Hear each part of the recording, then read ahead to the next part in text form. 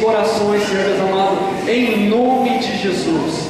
Amém. Amém. Pode sentar.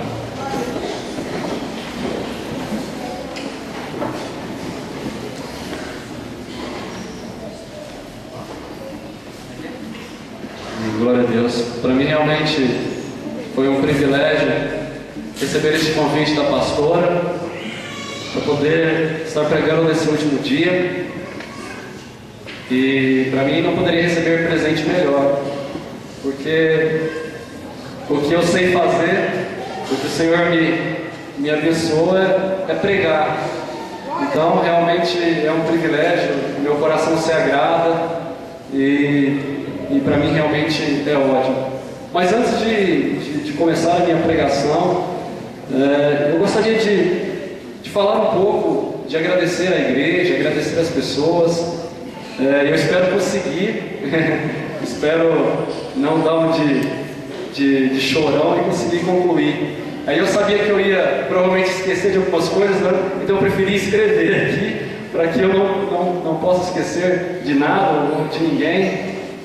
Então, primeiro, para quem não me conhece, quem não conhece um pouco, eu não sou paulista, eu sou goiano, eu deixo isso sempre bem claro. Tenho muito orgulho do meu estado, apesar de amar São Paulo depois de 3 anos e meio aqui.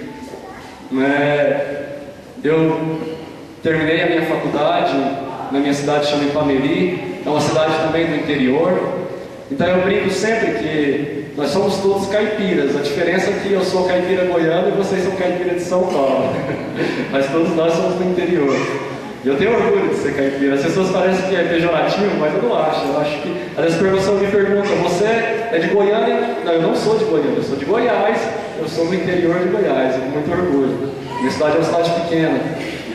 E eu sempre quis ser um dia, alcançar alguns títulos terrenos, né? Todo mundo almeja um dia ter um carro, uma casa própria, um bom emprego, uma família, e eu não sou diferente. Eu também quero conquistar coisas aqui na terra, mas eu tenho um maior desejo do que os próprios bens. Eu acredito que os carros, as casas e os bens materiais sejam fruto de um bom trabalho. O que eu sempre quis realmente era de poder um dia ser chamado de doutor.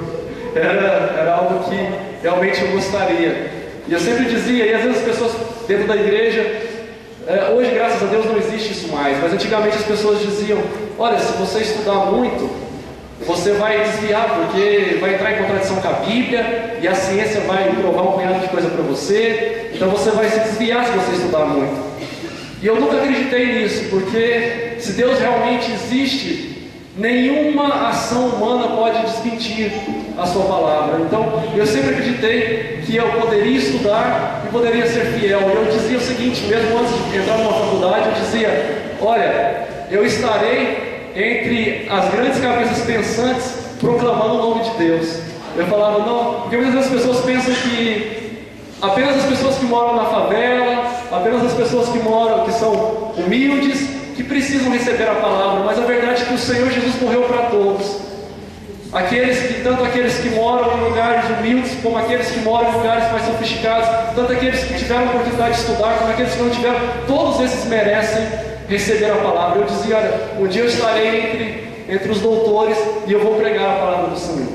E vou pregar a palavra do Senhor. E isso tem acontecido, onde o Senhor permitiu. Então eu terminei a minha faculdade, eu me inscrevi ao curso de Jaboticabal, ao Unesp de Jaboticabal, para fazer o mestrado. E na verdade não era o meu primeiro plano vir para Jaboticabal. O meu primeiro plano era ir para Piracicaba, para a USP. E eu prestei então aqui para Jaboticabal, prestei também para Botucatu, outra cidade paulista. E eu dizia no meu coração: eu quero fazer, então, já que eu me formei numa universidade goiana, eu quero fazer meu pós-doutorado, minha pós-graduação em uma grande universidade da minha área. E as grandes universidades da minha área ou estão em São Paulo ou estão em Minas. Eu falei: eu quero estar numa dessas. E aí saiu o primeiro resultado para Jaboticabal. Eu não conhecia a cidade e fiquei muito contente. saiu o resultado, eu fiz a prova da Exalc em Piracicaba e não deu certo. E aí eu fiquei até pensando, poxa, mas eu queria ir para Piracicaba. Hoje eu tenho convicção de que eu estou onde o Senhor queria que eu estivesse. Os meus pensamentos eram Piracicaba, mas o Senhor queria que eu estivesse em Jabuticabal. E eu vim para cá e não tinha bolsa de estudo. Quando a gente fala de bolsa de estudo, não é que eu tenha que pagar para estudar, mas depois que você entra na pós-graduação, você pode receber um salário. É algo pequeno, mas que ajuda. E minha mãe falou, você vai, a gente vai tentando se virar para te ajudar lá e vamos ver o que vira, mas você vai.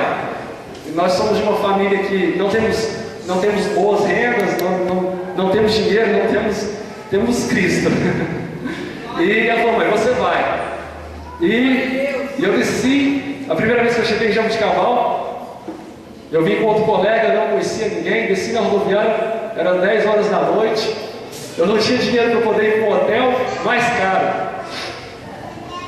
Eu não posso chorar, puxa vida, senão não consigo terminar.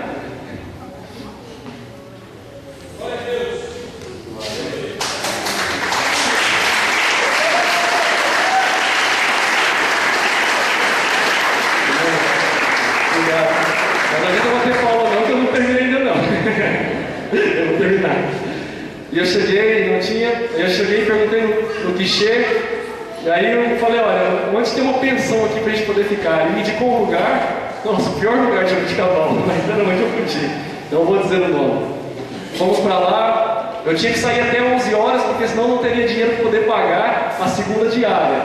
Saímos com as nossas malas, andamos por Jabuticabal inteiro, achamos a Unesp, eu tinha que conversar, tinha que escrever um projeto para tentar ganhar uma bolsa, e foi realmente difícil. Aí a gente saiu batendo em república por república, perguntando onde a gente podia ficar. E todas as repúblicas davam não para a gente, até aquelas que acolhiam todo mundo. Até que a gente conseguiu encontrar uma república que desse a oportunidade da gente ficar.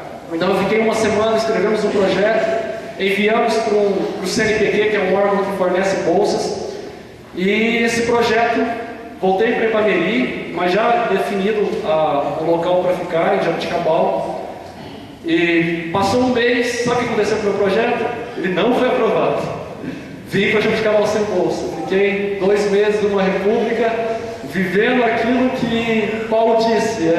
Eu vi todos os... as obras da carne, mas coisas semelhantes. Eu vi tudo que poderia ver nessa república. Sem dinheiro eu não podia sair de lá, morávamos em 7 pessoas, eu precisava ficar. Nós fiquei 2 meses lá. E estava muito, muito, muito difícil, muito difícil. Eu vim então, eu precisava de uma igreja, dentro de uma semana, eu falei, eu preciso encontrar uma igreja semelhante. Eu sabia que a igreja quadrangular era semelhante ao meu ministério. Então eu entrei na internet e falei, poxa, esse Orkut deve servir para alguma coisa importante. Entrei lá e tinha a comunidade da igreja quadrangular, que era o moderador, quem cuidava da comunidade era o Denis. Eu falei, olha, eu vim aqui, preciso de uma igreja, você que é quadrangular é semelhante, eu quero ir. E então eu agradeço então a Noemi e o Denis pela primeira carona, que foi pelo qual eu cheguei e me mostraram o caminho físico da igreja. Se você não gosta de mim, a culpa é deles, eles me ensinaram o caminho para cá, então foi dessa forma que eu aprendi a vir à igreja. E o Senhor foi abrindo portas, e eu ganhei então uma bolsa depois, inesperadamente. Depois o mesmo projeto que foi negado, foi aprovado pelo melhor órgão, que é o órgão de São Paulo, chamado FAPESP. Então eu tive a melhor bolsa durante o mestrado. E as coisas foram abertas. E a primeira vez que eu falei na igreja foi exatamente para contar esse testemunho. Não sei se alguém lembra disso. Era um culto de missões, e eu pedi ao irmão Zé Carlos para contar isso. E foi realmente uma bênção para mim. Então eu queria agradecer algumas pessoas. Eu queria agradecer a igreja como um todo. Que se as coisas que não foram mais difíceis, foi porque eu estava na igreja. De novo, peraí, eu vou recuperar.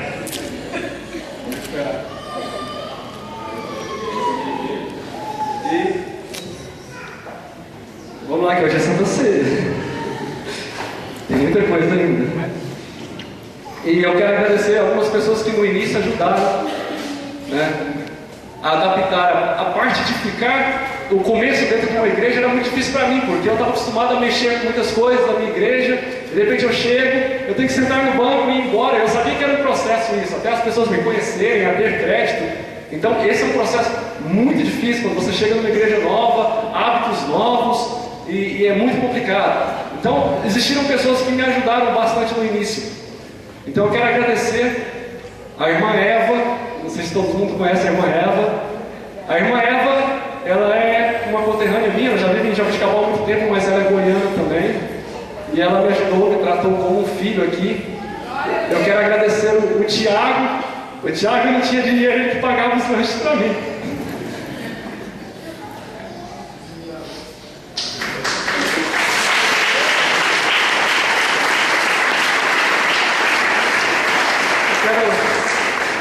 Eu quero agradecer o Alan, ele não está aqui, mas foi outra pessoa muito importante.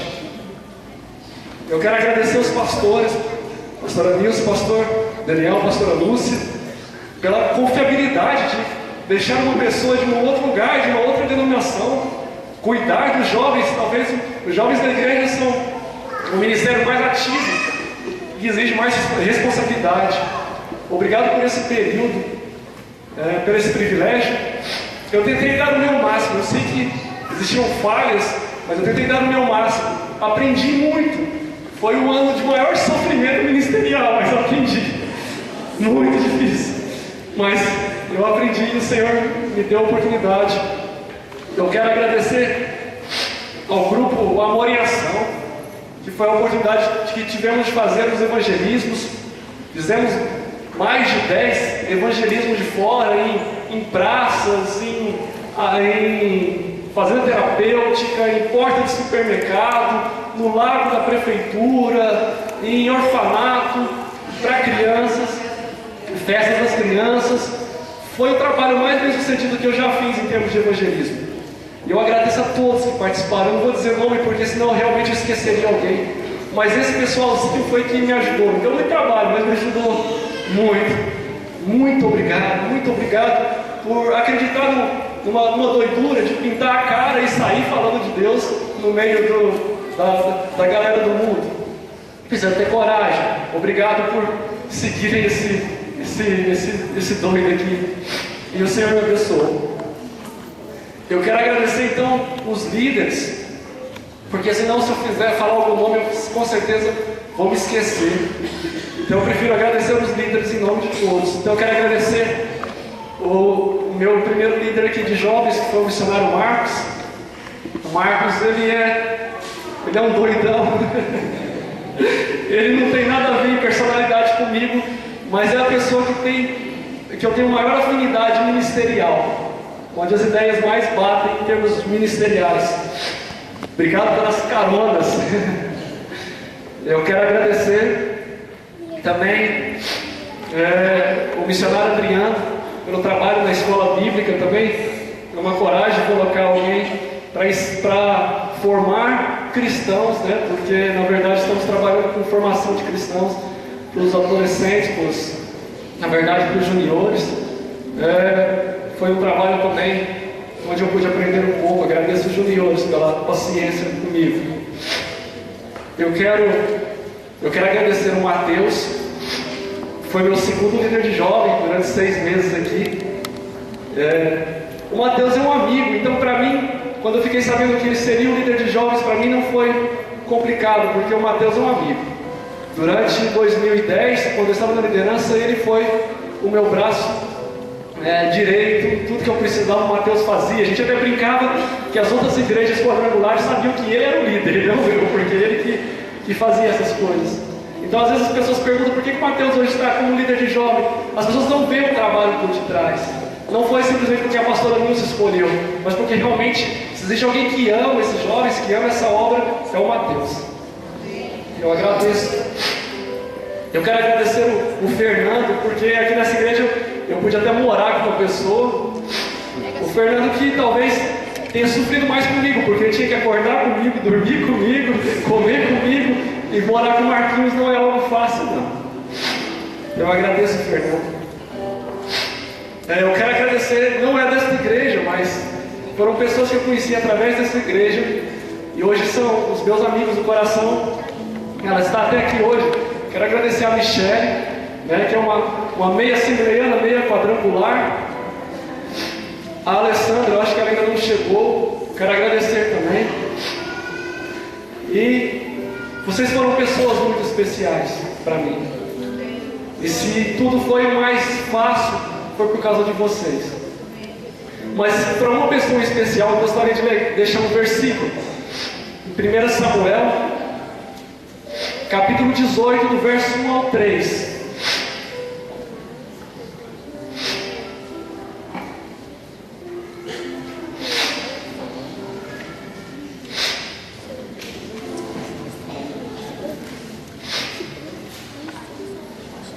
Diz o seguinte: depois dessa conversa de Davi com Saul, surgiu tão grande amizade entre Jonatas e Davi, que Jonatas tornou-se o seu melhor amigo. Daquele dia em diante, Saul manteve Davi consigo e não deixou voltar à casa de seu pai. Nós temos amigos, eu tenho vários amigos aqui, mas alguém que realmente, que conviveu comigo, que escutou os meus choros, que conhece os meus defeitos, que me ajudou quando eu precisei também, sempre me ajuda, na verdade. Talvez é a pessoa que tem o maior coração que eu já conheci. Assim como eu, ele é também sério, e nós não somos de demonstrar carinho, dizer, eu te amo, e abraçar, mas eu acho que hoje é um dia de eu poder homenagear esse amigo.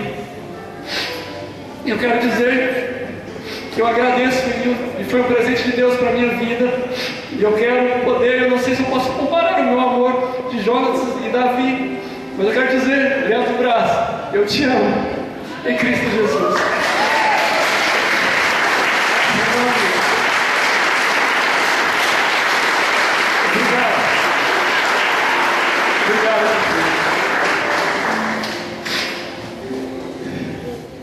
E, como vocês sabem, eu estou indo então para os Estados Unidos.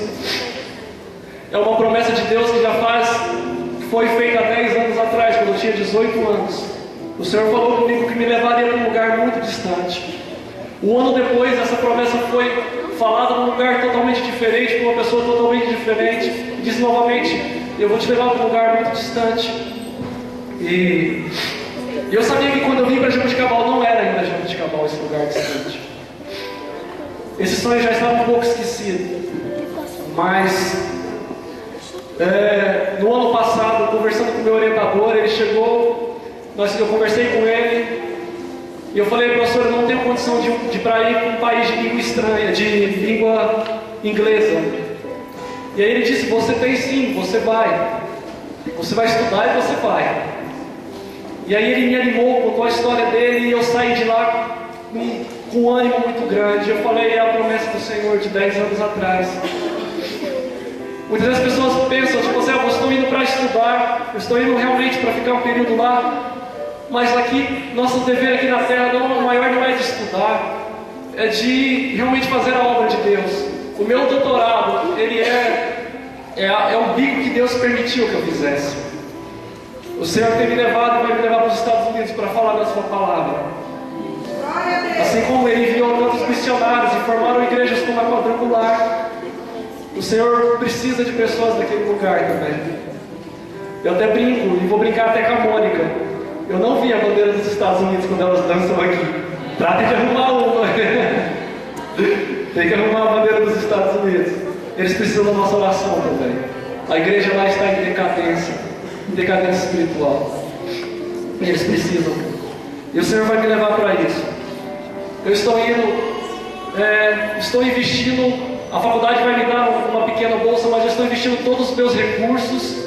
Agora vocês entendem porque o Marcos só anda de bicicleta, porque todo o dinheiro que vai para poder para essa viagem, para trocar por dólar, para poder pagar a viagem, todos os meus recursos estão lá. Eu não sei o que me aguarda lá. Eu vou viver no limite como vivi em Jaboticabal, mas da mesma forma que o Senhor me guardou em Jaboticabal, o Senhor vai me guardar nos Estados Unidos. E daqui A princípio são só 6 meses que eu vou ficar até adquirir um inglês, porque o meu inglês é fraco, muito fraco. Se vocês soubessem, ele falava, ele é louco de distraído. Mas assim como eu aprendi o paulistês, eu aprendi inglês também. E eu sei que o Senhor vai me guardar, e aí então a intenção é ficar depois mais 6 meses. Se não for da intenção do Senhor, no final do ano eu estou de volta, mas provavelmente eu não vou poder interagir mais, eu poderei vir na igreja, mas provavelmente eu já vou estar terminando o meu doutorado. Eu tenho um ano ainda, mas já vou poder escrever, e talvez eu fique um ano lá. Por isso que eu estou fazendo essa despedida. Eu digo é só 6 meses, mas talvez eu não vou poder voltar para adquirir cargos e tal, poder até trabalhar mais, porque eu já estarei em parte final, e eu não sei se ficarei 1 ano ou 6 meses. Eu não sei o que me aguarda lá, só sei que o Senhor está comigo, senão eu não iria. E eu tenho convicção disso. E eu queria então, antes de começar a mensagem, eu sei que já tomei o meu tempo, mas eu serei curto em minha mensagem. Eu gostaria de me aventurar a fazer algo aqui. E eu vou convidar a Michelle e o Mateus. Nós vamos cantar uma canção.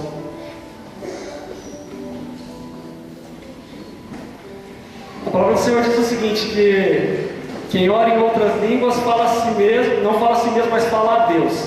Paulo dizia que quando oramos em outras línguas, nós enriquecemos o nosso espírito, apesar do nosso entendimento não ser preenchido. Então hoje aqui, eu espero que o seu espírito seja preenchido, porque nós vamos aventurar a cantar uma música em inglês. A última vez foi um caos, espero que agora hoje seja melhor. Mas para a honra e glória do Senhor.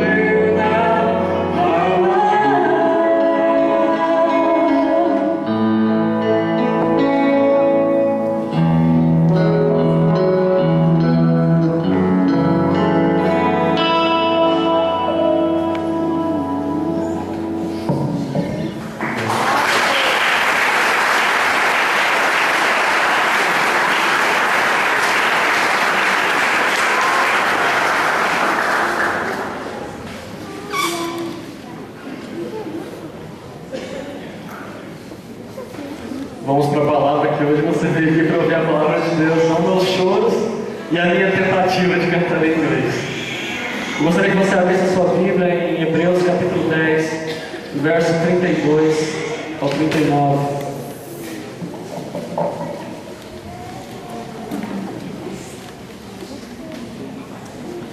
Essa palavra se chama uma palavra de perseverança. Diz o seguinte, Hebreus capítulo 10, verso 32 ao 39. Lembre-se dos primeiros dias, depois que vocês foram iluminados, quando suportaram minha luta e muito sofrimento. Algumas vezes vocês foram expostos a insultos e tribulações, e outras ocasiões fizeram-se solidárias com que assim foram tratados. Vocês se compadeceram dos que estavam na prisão e aceitaram alegremente o confisco dos seus próprios bens, pois sabiam que possuíam bens superiores e permanentes. Por isso, também não abram mão da confiança que vocês têm, ela será ricamente recompensada. Vocês precisam perseverar, de modo que quando tiverem feito a vontade de Deus, recebam o que Ele prometeu, pois em breve, muito em breve, aquele que vem virá e não demorará, mas o meu justo viverá pela fé, e se retroceder, não me agradarei dele. Nós, porém, não somos dos que retrocedem e são destruídos, mas dos que creem e são salvos. Amém? Essa palavra se chama uma palavra de perseverança. A vida cristã é como Paulo compara a uma corrida, a como uma maratona. Na maratona, quando é dada a largada, geralmente os corredores eles estão todos empolgados, eles saem numa velocidade bem alta e saem todos às vezes até sorrindo porque eles estão começando aquela maratona. Durante o tempo que essa maratona vai passando e o cansaço vem, e durante a maratona existem períodos mais críticos, como aqueles de subida de rampa, a sede vem, e aqui durante aquele processo eles vão cansando. E uma das estratégias para que o maratonista ele não desista, às vezes ele olha, às vezes no meio do caminho, ele pensa, nossa, ainda está muito longe a chegada. E aquilo vai desanimando o maratonista. E durante o percorrer desse caminho, ele recebe água das pessoas que estão ao redor. Normalmente essa água, ela vem com alguns isotônicos para poder sustentá-lo. E a vida cristã é muito semelhante a uma maratona. Quando nós aceitamos a Cristo, nós recebemos aquela empolgação inicial. E durante a vida, os problemas que advêm, as dificuldades que vêm, elas começam a desanimar as nossas vidas. E assim como o maratonista precisa receber a água durante esse período, nós precisamos receber um renovo do Senhor todos os dias. Aceitar a Cristo é o primeiro passo, mas não indica que aceitei a Cristo e agora vou correr sem me cansar, sem ter nenhum desânimo.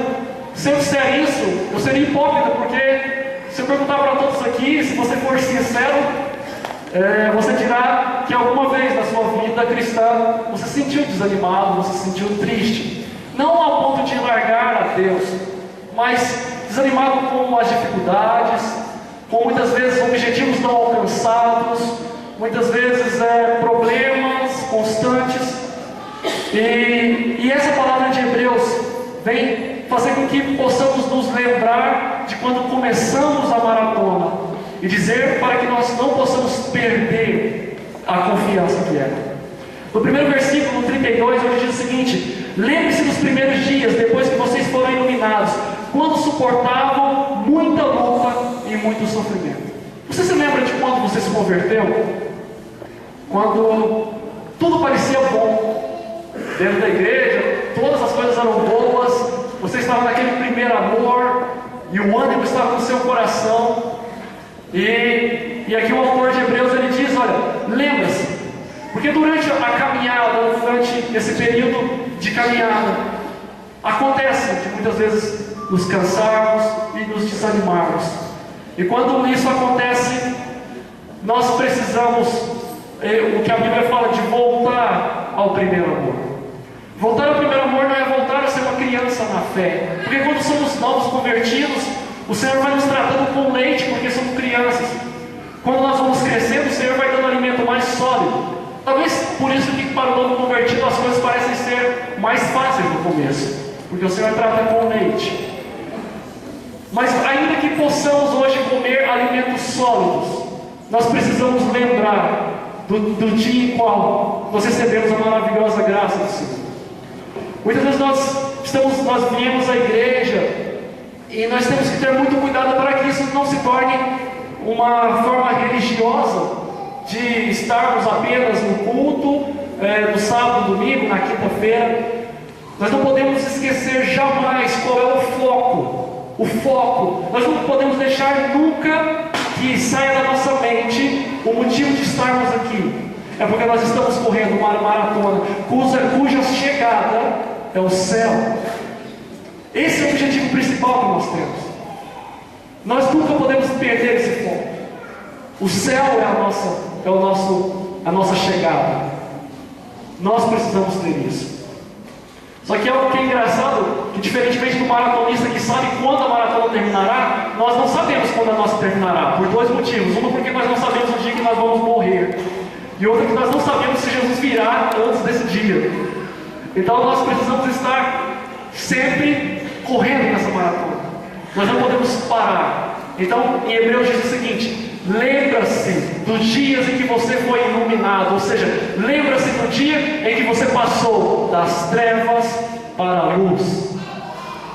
Você é salvo em Cristo. Nós recebemos a salvação. No 33 diz o seguinte: algumas vezes vocês foram expostos a insultos e tribulações, e a outras ocasiões fizeram-se solidários com os que assim foram tratados. Quando nós aceitamos a Cristo, estamos em empolgação. Nós enfrentamos o mundo, enfrentamos às vezes até a família, enfrentamos a escola, enfrentamos o trabalho para proclamar que somos de Cristo.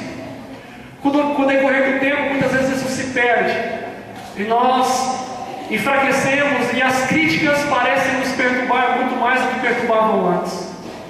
Aí você diz: nossa, por que então continuar sendo cristão? Muitas vezes nós queremos viver uma vida como cristão da mesma forma que fôssemos no mundo. Irmãos, o mundo não vai te aceitar nunca. No dia que você estiver no seu trabalho, na sua escola, num lugar onde tem ímpios, e você não perturbar aquele lugar com a presença, e a presença de Deus está em você, quando as pessoas não criticarem mais você por ser cristão, algo está errado. Algo está errado. Porque a Bíblia diz que o mundo vai nos odiar, nos odiaria como odiou os discípulos, porque nós não somos deste mundo, mas nós somos de um mundo maior, nós somos do reino de Deus. Muitas vezes as pessoas dizem: nossa, eu levo, quantas vezes talvez você e eu muitas vezes tem que passar por cada vexame diante das pessoas por ser cristão, né, ridicularizado, principalmente nós que somos jovens, né? Temos que ouvir cada coisa: porque você não aproveita a sua vida, eu não acredito que um jovem desse se guarde, e não sei o quê. E nós precisamos ouvir aquelas piadinhas, e às vezes dá vontade de agir como Pedro, e pegar a espada e cortar a cabeça de uns, né? Porque Pedro não mirou na orelha, ele mirou na cabeça. Só que ele era um pescador e ele não conseguiu acertar, mas ele mirou. Essa semana passada, eu estava conversando com uma menina, e ela me ajuda no português. O feminino de ateu é ateia? Seria isso? Então, uma ateia. E eu comecei a conversar com ela e tal, e ela sempre muito arisca, e eu tentando conduzir com amor, e ela mandando umas mensagens dizendo, ela falando que não acredita em Deus, e eu falando que Deus é real, não só por uma fé irracional. Eu não creio em Deus só porque eu vejo as suas manifestações em minha vida, mas eu creio em Deus porque para mim não faz sentido nenhum a existência do mundo sem Deus, até cientificamente falando. Não, para mim não há sentido. Eu conversando sobre isso com ela, e teve uma hora que ela falou para mim: olha, então, eu falei para ela: estou preocupado com a sua alma. Ela disse: fique tranquilo, não preocupe-se com a minha alma, porque você vai voltar para o mesmo lugar de onde você veio. Você, assim como eu, veio do nada e vai voltar com nada. Bem grossa assim. Eu falei: nossa Senhor. A minha vontade de falar assim: ah, eu preso no inferno, então. Mas você tem que dar lá, Senhor, administra o amor na minha vida. Eu falei: não, e tal. Aí eu dei um livro para ela que fala Por que Crer. É um livro onde cientistas cristãos provam que as coisas que a Bíblia fala faz sentido científico. Eu digo o seguinte: as pessoas pensam o seguinte: quanto mais a ciência você conhece, menos você crê. E é uma grande mentira. Eu digo isso não para honrar a minha, nada a ver, isso não tem nada a ver, mas na Terra o maior título de conhecimento acadêmico que alguém possa receber é o de doutor. Não existe pós-doutorado, mas não é um título. O maior título é de doutor. Tipo assim, alguém que tem o título de doutor, na área dele é o maior título acadêmico. Eu digo o seguinte: hoje, daqui mais ou menos um ano e meio, eu vou receber o título de doutor. A minha fé em Deus, baseada no conhecimento científico, é muito maior do que antes. Porque quando eu vejo a perfeição das coisas formadas, eu trabalho com vida, com biologia, com agronomia, quando eu vejo a formação das coisas e vejo quanto perfeitas elas são, e dizer que tudo isso surgiu por acaso, do nada, isso para mim não faz sentido nenhum. Aí eu creio mais em Deus. Quando eu vejo as aulas da verdade, são quase pregações para mim, porque o professor está falando: olha, funciona dessa forma, o mineral trabalha com solos, então o mineral desse jeito, não sei o que, as moléculas se formam. Eu olho aqui e falo: Deus, tu és muito grande, é muito perfeito. E eu falando isso para ela, eu dei esse livro para ela, espero que eles tenham orado pela vida dela, com amor, porque se fosse pela minha vontade. E nós precisamos resistir a isso. O mundo vai nos criticar, nós precisamos nos manter firmes diante disso. E no 34 diz o seguinte: vocês se compadeceram dos que estavam na prisão e aceitaram alegremente o confisco dos seus próprios bens, pois sabiam que possuíam bens superiores e permanentes. Outra coisa que às vezes nós esquecemos quando estamos há muito tempo na casa do Senhor, e nós falamos: bênção, bênção, bênção, bênção, bênção, bênção, bênção. E na verdade existe uma promessa de algo que Jesus Cristo nos dá quando nós convertemos. Ele diz o seguinte: cada um carrega a sua cruz e siga-me. Uma promessa certa para a sua vida quando você se converter aqui: uma cruz você terá que carregar, para que nós possamos crucificar as nossas vontades nele. As bênçãos de Deus é algo importante e fundamental em nossas vidas, mas não deve ser o foco da nossa vida.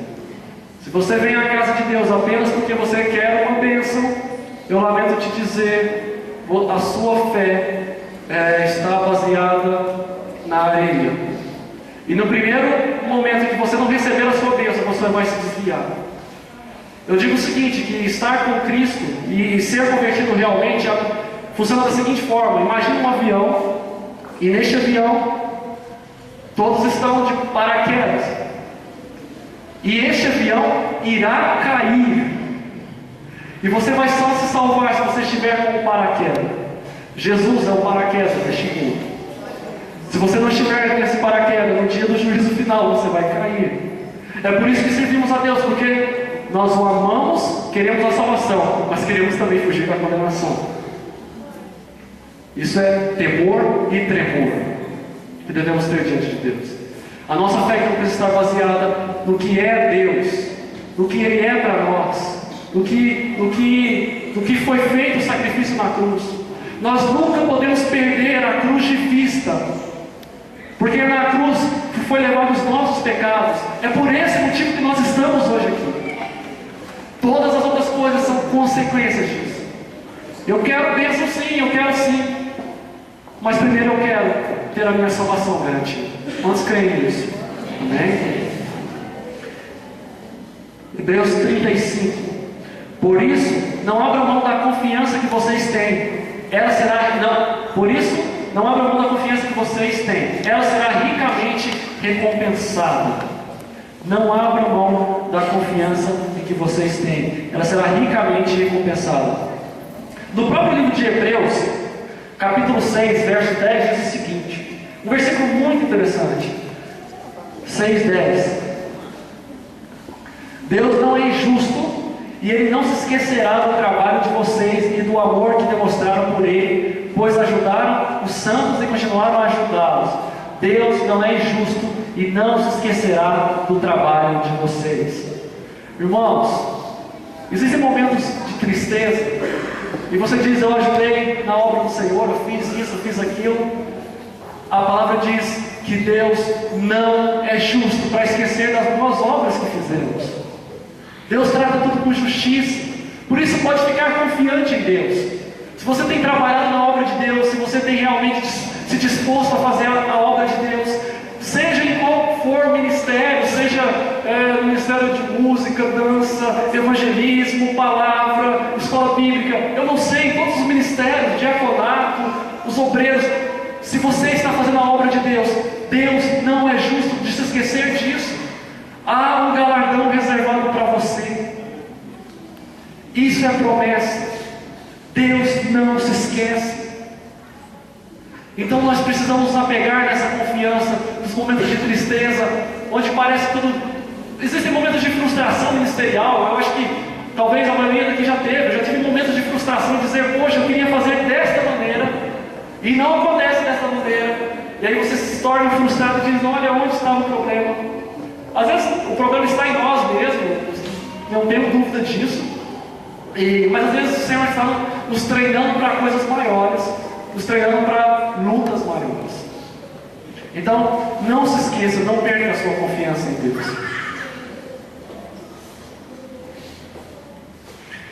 No 36 diz o seguinte, Hebreus capítulo 10, 36. Vocês precisam perseverar de modo que quando tiverem feito a vontade de Deus, recebam o que Ele prometeu. O autor diz mais uma vez, persevere. Foi cantada a música hoje aqui, vai valer a pena, onde fala de que nós não estamos correndo atrás das águas, mas nós corremos atrás da fonte. Nós não procuramos por coroa, mas nós procuramos realmente para fazer a vontade de Deus. E depois para podermos dizer no dia do juízo final, valeu a pena servir. Então a palavra do Senhor diz o seguinte, persevere. Quantas vezes eu ouço pessoas dizerem que estou desanimando da fé, eu acho que eu vou largar, eu vou dar o tempo de Deus. Irmãos, como assim dar o tempo de Deus? Pedro diz o seguinte, olha, para onde eu irei se só tu tens a palavra de vida eterna? Deus é vida, sem Deus não há vida. Se você der o tempo de Deus, você está dizendo o seguinte, eu estou morrendo. Deus é vida. Nós não podemos dar o tempo de Deus, eu não quero, não vou fazer, não vou trabalhar mais na obra, porque eu vou dar um tempinho. Eu estou light agora, eu não consigo. Se eu não estiver fazendo alguma coisa, depois que eu entreguei o cargo para a pastora daquela vez, eu chorei uns 2 dias seguidos. Eu fiquei feliz pelo Mateus, mas eu chorei uns 2 dias seguidos. Eu falei, é sofrido, mas é o Senhor que pôs para mim, então eu vou fazer. Eu chorei, eu acho que foi das partes que mais me doeu. Eu chorei durante o período por tristezas, por alguns problemas, mas eu não queria largar o osso. Eu queria trabalhar mais. Eu sabia que o Senhor tinha algo para mim, eu precisava realmente deixar para que eu pudesse ir para os Estados Unidos. Então eu fiquei muito feliz pelo Mateus, mas eu chorei uns 2 dias. Eu não queria largar. E eu não dou conta de pensar em viver sem fazer a obra. A minha vida é isso. Eu não consigo pensar em pessoas que se digam eu sou um crente de banco. Eu não consigo pensar que exista isso. Eu não consigo pensar, é como se uma parte como um órgão do meu corpo dissesse, eu não vou trabalhar mais. Eu não posso viver sem meu rim. Eu não posso viver sem meu pulmão. Eu não posso viver sem órgãos vitais. Para que a igreja funcione de forma correta, é necessário de que todos os membros dessa igreja funcionem em suas diversas funções, na sua graça multiforme. Irmãos, eu sempre digo o seguinte, eu não concordo com a opinião de muitas pessoas com relação ao ministério. Mas eu digo o seguinte: a graça de Deus é multiforme. O que Deus usa para uma determinada pessoa não é o que Deus usa para mim. Então, às vezes, eu posso até não concordar ministerialmente com alguma pessoa em determinada área, mas se Deus está usando ali, que Deus use. Que Deus use. Eu não sou o dono da razão, mas também não sou obrigado a concordar com todos. A Bíblia diz o seguinte: nós devemos amar uns aos outros, suportarmos em amor. Nem todos é fácil suportar. Garanto para você que deve existir pessoas aqui que lutam para me suportar em amor. Agradeço por isso, o Senhor te recompensará. Então nós precisamos estar firmes em Deus.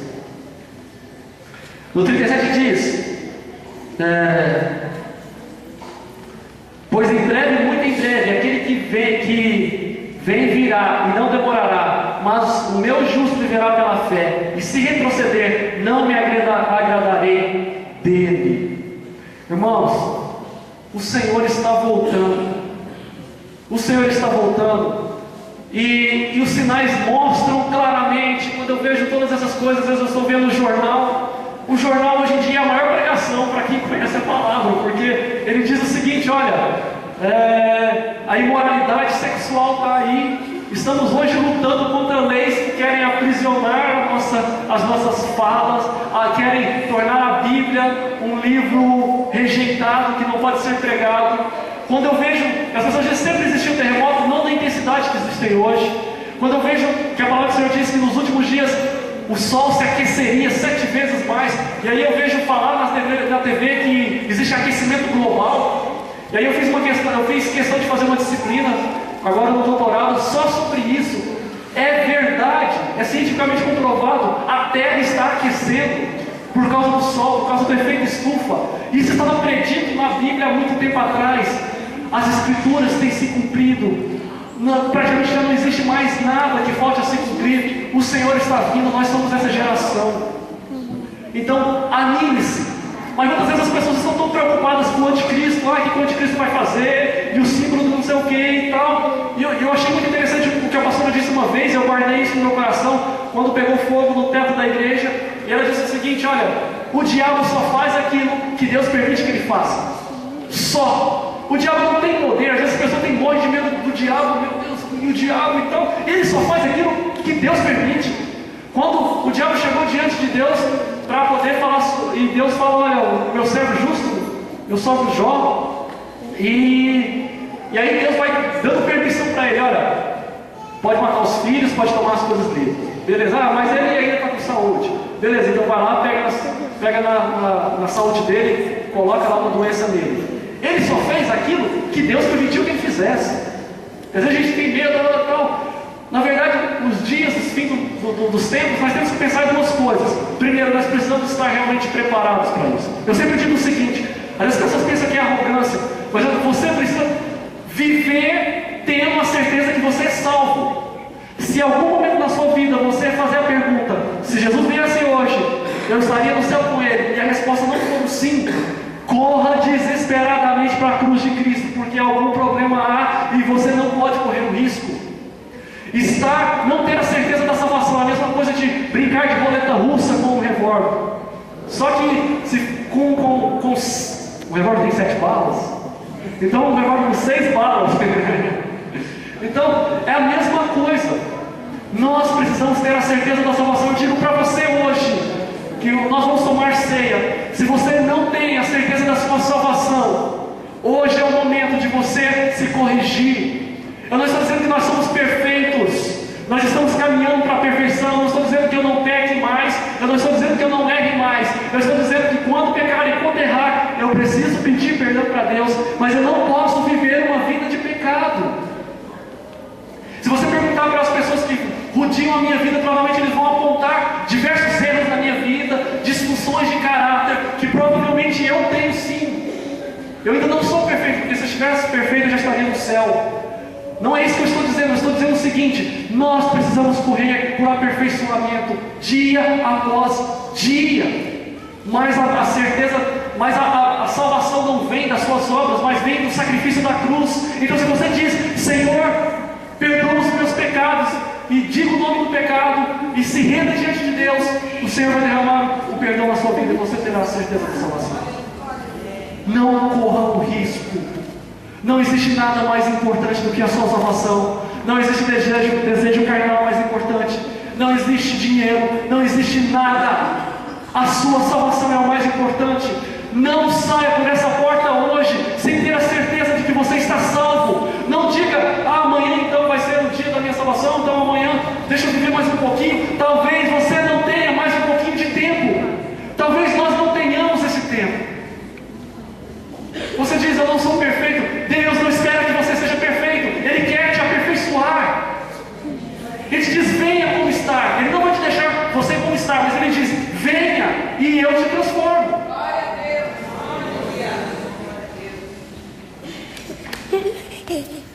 E o 38 diz, mas o justo viverá pela fé, e se retroceder não me agradarei dele. O justo viverá pela fé. O que é a fé? O próprio autor de Hebreus diz, a fé, ora, a fé é a certeza daquilo que esperamos e a prova das coisas que não vemos, pois foi por meio dela que os antigos receberam um bom testemunho. Irmãos, nós precisamos viver pela fé. Pela fé. Irmãos, eu creio grandemente nas manifestações de Deus. Eu sou pentecostal do pé à cabeça. Mas eu acredito também no seguinte, que vai existir momentos que não vai ter nenhuma manifestação.